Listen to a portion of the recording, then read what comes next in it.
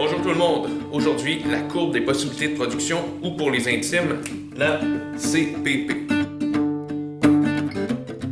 Pour les démonstrations d'aujourd'hui, j'ai modélisé en quelque sorte l'économie de Cuba.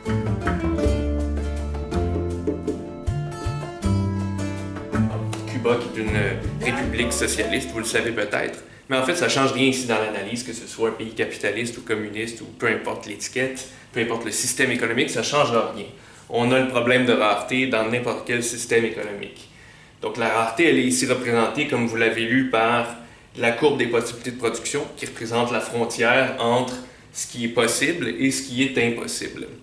Je vais supposer ici que l'économie cubaine ne produit que deux biens, soit des soins de santé et du rhum. En passant, Cuba produit effectivement ces deux biens-là en très grande quantité.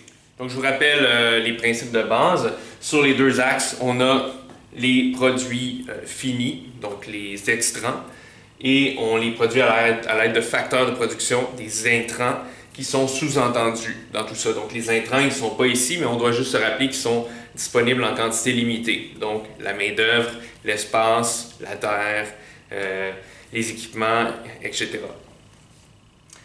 Le point C, c'est un point sur la frontière, sur la courbe des possibilités de production. Alors, ce qui veut dire le point C, c'est que si l'économie cubaine se situe en 2019 au point C, ça veut dire qu'elle produit une combinaison de 200 unités de rhum, imaginez 200 hectolitres ou quelque chose de très gros, et en même temps 400 unités de soins de santé. Donc chaque point qu'on représente dans ce graphique-là va toujours représenter une combinaison de deux quantités, soit la quantité de ce qui est produit, ce qui est indiqué sur l'axe vertical, et la quantité de ce qui est produit sur l'axe horizontal, dans ce cas-ci les soins de santé. Okay? Donc au point C, on produit 400 unités de soins, 200 unités de rhum, c'est une production qui est possible. Le point M, lui, représente une combinaison qui est présentement impossible. On n'a pas les ressources nécessaires, on est au-delà de la courbe des possibilités de production, au-delà de la frontière. Donc, présentement, on n'a pas encore les ressources pour le faire. On va éventuellement peut-être atteindre le point M, ce qu'on va voir dans une prochaine séquence. Évidemment, si je représente un point comme le point ici, le point B, mettons, qui est à l'intérieur de CPP, on sait qu'il est possible, mais qu'il n'est pas optimal. C'est-à-dire que on aurait pu faire mieux avec les ressources qu'on a. Les ressources qu'on a nous permettent d'aller produire jusqu'à la courbe des possibilités de production. Donc, dès lors qu'on est en dessous, ça veut dire qu'on gaspille, qu'on sous-utilise, autrement dit, les ressources précieuses de notre économie, ou de l'économie cubaine dans ce cas-ci. La première chose qu'on va modéliser, c'est-à-dire représenter dans le modèle de la courbe des possibilités de production de Cuba, c'est tout simplement une poussée démographique. Ça, c'est quand on fait plus de bébés qu'il y a de gens qui meurent. Donc, ça fait que la population au net est en croissance. L'impact sur l'économie, c'est que la frontière ou la courbe des possibilités de production va se déplacer vers l'extérieur, vers la droite, autrement dit. Okay? De cette manière-ci. Donc, l'ensemble de la courbe des possibilités de production se déplace et on obtient une nouvelle courbe des possibilités de production. Et donc, celle-ci est maintenant l'ancienne courbe des possibilités de production. On fait une petite remarque.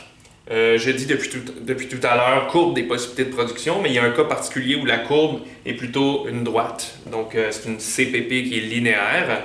C'est le cas particulier qui est le plus simple, c'est-à-dire que dans ce cas-là, le long de toute la courbe des possibilités de production, le taux de variation est le même. Donc, économiquement parlant, le coût d'option, le coût d'opportunité est constant le long de toute la courbe des possibilités de production, alors que si elle avait une forme, disons, arrondie comme celle-là, concave, à ce moment-là, le coût de production augmente à mesure que je me déplace vers la droite sur cet axe-là ou vers le haut sur cet axe-là. Deuxième phénomène que je vais modéliser maintenant, imaginez une innovation technique dans l'économie cubaine, mais qui aurait seulement rapport qu'avec la production du rhum, pas avec les soins de santé a priori. Donc là, à ce moment-là, on va avoir un déplacement un peu différent de ce que vous venez de voir juste avant. C'est-à-dire que la CPP va se déplacer sans qu'un de ses extrêmes ne se déplace, de la manière suivante.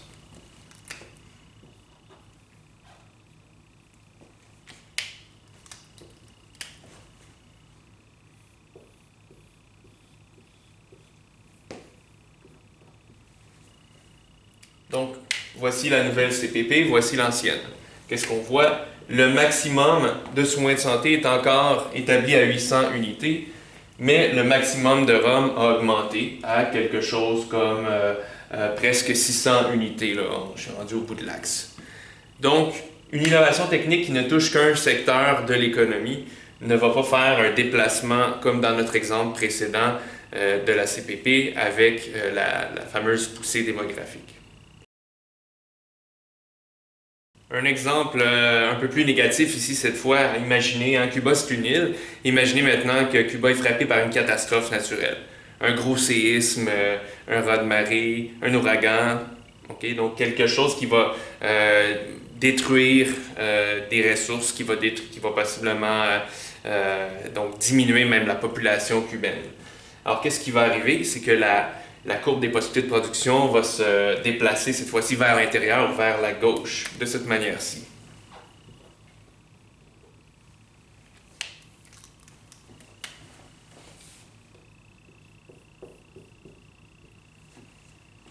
Donc, qu'est-ce qu'on voit?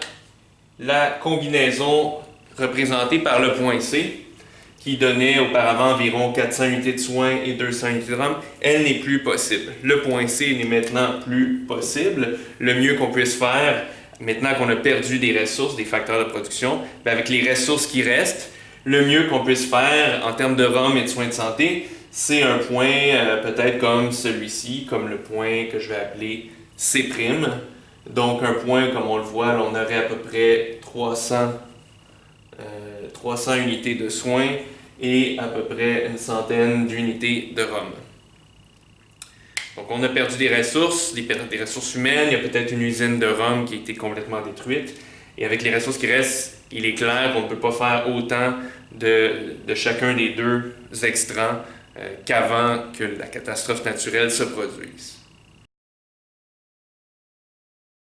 Qu'arrive-t-il si l'économie est affectée de telle sorte que l'événement, la catastrophe, par exemple, a détruit 2 hôpitaux super névralgiques pour Cuba, mais n'a pas du tout affecté rien qui a en lien avec le ROM?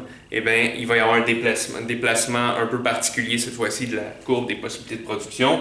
Donc, elle va bel et bien se déplacer vers l'intérieur, mais de telle manière que le maximum de ROM qu'on peut produire ne va pas changer. Alors, le déplacement, si seulement des ressources en lien avec les soins de santé sont affectées, ça va faire qu'on va avoir un maximum de soins de santé qui est inférieur à ce qu'il était auparavant. Donc le point C, encore une fois, est impossible après cet événement, disons, adverse. Et maintenant, le mieux qu'on peut se faire, c'est d'aller chercher un point comme, tiens, on va l'appeler C'. Un point donc qui est sur la nouvelle courbe des possibilités de production, puisque celle-ci, la verte, n'existe plus après l'événement. Maintenant, il y a des phénomènes économiques qui ne se modélisent pas par un déplacement de la courbe des possibilités de production. C'est le cas, par exemple, d'un événement comme une grève ou une récession économique. Donc, les deux ont pour impact de retirer des travailleurs des différents endroits où la production a lieu, et donc la production recule sans que la frontière des possibilités de production ne recule. Donc imaginez qu'il y a une grève dans la principale usine de ROM, et ensuite toutes les autres usines de ROM, le mouvement de grève, disons, s'y propage. Alors ce qui va arriver, c'est que si on était au point C auparavant, bien, on va se diriger vers un point où on produit moins, ou on produit carrément, peut-être même aucun ROM, c'est-à-dire 0 ROM, si tous les travailleurs en lien avec la production de ROM sont en grève, et maintenant on n'a plus rien à produire. Donc cette fois-ci, c'est un déplacement. Pourquoi? On n'a pas perdu des ressources de façon permanente. On ne les a pas perdus, ces travailleurs-là, à tout jamais. Ils sont présentement en arrêt de travail, que ce soit forcé ou décidé. Et donc, c'est la même chose que, par exemple, une panne d'électricité. Lorsqu'une panne électrique survient, C'est pas la même chose que si le réseau électrique de notre pays tombe et disparaît et que ça prend des années à le reconstruire. C'est pas la même chose du tout. Donc ici, on n'a pas vraiment perdu les ressources sont tout simplement sous-utilisées. Les travailleurs sont encore là, sont encore capables techniquement de faire leur travail, mais ils ne sont pas en train de le faire. Donc, la société s'éloigne de son potentiel qui est représenté par la courbe des possibilités de production. Le dernier exemple que je veux faire est le plus important peut-être parce qu'il me permet d'illustrer le concept de coût d'option, qu'on appelle aussi coût d'opportunité. C'est la situation où on décide, collectivement et ou individuellement, de produire plus d'un bien que ce qu'on produisait jusqu'ici. Alors imaginez qu'à Cuba, république socialiste, avec une population vieillissante, le président déclare qu'il faut, à partir de cette année, augmenter la quantité de soins de santé qui sont produits. Parfait. Alors, on a juste à partir du point C et donc à aller chercher une quantité plus grande que 400, ce qu'on produisait jusqu'ici, disons, annuellement. Alors, on va produire, par exemple, 600 unités de soins de santé au lieu de 400. Qu'est-ce qui va arriver, par contre, c'est qu'on ne peut pas garder à ce moment-là les 200 unités de rhum, parce que si on garde les 200 unités de rhum, on va se retrouver dans la zone impossible, dans la zone où on n'a pas assez de ressources pour produire le point ici qui serait représenté là. Donc, le mieux qu'on puisse faire pour pouvoir produire, mettons, 200 unités de plus de soins de santé, eh bien, c'est de le faire tout en restant sur la CPP, tout en restant sur la courbe où la production est optimale, où on utilise de manière optimale les ressources rares qu'on a. Et donc, on se retrouverait avec un point comme celui-ci. Tiens, je vais l'appeler le point D. Et donc, au point D, qu'est-ce qu'on voit? On a bel et bien 200 unités de plus de soins. Donc, ça, c'est bien. On va mettre ça en vert. C'est un plus. On est content. On a 200 unités de plus. Mais à quel coût? Hein? Regardez, j'ai jamais parlé de signe de dollar dans tout ça, mais on va visualiser le coût. Il est très évident ici, c'est que en allant chercher ces 200 unités de plus de soins, on a sacrifié à l'autre bout. Hein, on avait 200 unités, bon c'est approximatif là, mon graphique, on avait 200 unités de rhum et clairement on en a sacrifié la moitié. On a sacrifié donc, on le voit ici, 100 unités. Ça, c'est une perte pour l'économie. C'est-à-dire qu'à partir de l'année prochaine, une fois qu'on va avoir 200 unités de plus qu'avant de soins de santé, il va toujours y avoir 100 unités de moins que d'habitude en termes de rhum. Et donc, qu'est-ce que ça veut dire? Ça veut dire qu'il y a un coût pour produire ces 200 unités-là. Le coût des 200 unités supplémentaires en passant du point C au point D, c'est de 100 unités de rhum. Okay, donc 100 unités de rhum, c'est le coût. Maintenant, il se peut qu'on soit dans une économie, dans la plupart des cas, on va être dans une économie monétarisée comme la nôtre, alors on va pouvoir mettre une valeur monétaire là-dessus. Mais c'est souvent beaucoup plus intéressant de voir derrière le rideau de l'argent, de voir ce qui se passe. Hein? Donc, ici, de dire que 200 unités de plus de soins, ça nous coûte 100 unités de rhum, mais ça pourrait vouloir dire, par exemple, qu'au Québec, le nouveau pont Champlain, au lieu de dire qu'il a coûté 5 milliards de dollars, c'est quoi, c'est-tu beaucoup, c'est 5 milliards? Mais on pourrait à la place regarder combien ça équivaut en termes d'écoles primaires qui n'ont pas été rénovées ou en termes de soins de santé qui n'ont pas été donnés, en termes de n'importe quoi d'autre qu'on aurait pu faire globalement avec nos ressources dans notre économie, mais qu'on ne pourra pas faire pour le moment puisqu'on a opté pour, mettons, le pont Champlain, le nouveau pont Champlain. Alors ça, c'est un concept super important, le coût d'option, parce qu'il est beaucoup plus intéressant, beaucoup plus complexe, large que le simple coût comptable, qui est un déboursé, qui est souvent pas du tout représentatif de ce que coûtent les choses en termes de ressources. Le meilleur exemple, évidemment, c'est lorsqu'on vous dit qu'il y a un billet gratuit, bien, il n'y a jamais rien de gratuit en fait. Donc ici, c'en est un bon exemple. Même si on est à Cuba et les soins de santé sont officiellement gratuits, eh bien, que ce soit à Cuba ou ailleurs, augmenter les soins de santé dans une économie qui est assujettie à la rareté, ça va nécessairement demander qu'on coupe dans la production de quelque chose d'autre. Dans cet exemple-ci, c'était le rhum. Alors voilà, c'est tout pour l'épisode d'aujourd'hui sur la courbe des possibilités de production.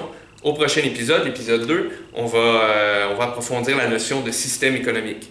Socialisme, capitalisme, c'est quoi la différence? Est-ce qu'il y a d'autres systèmes possibles? Est-ce qu'il y a d'autres voies possibles? C'est ce qu'on va investiguer dans l'épisode 2.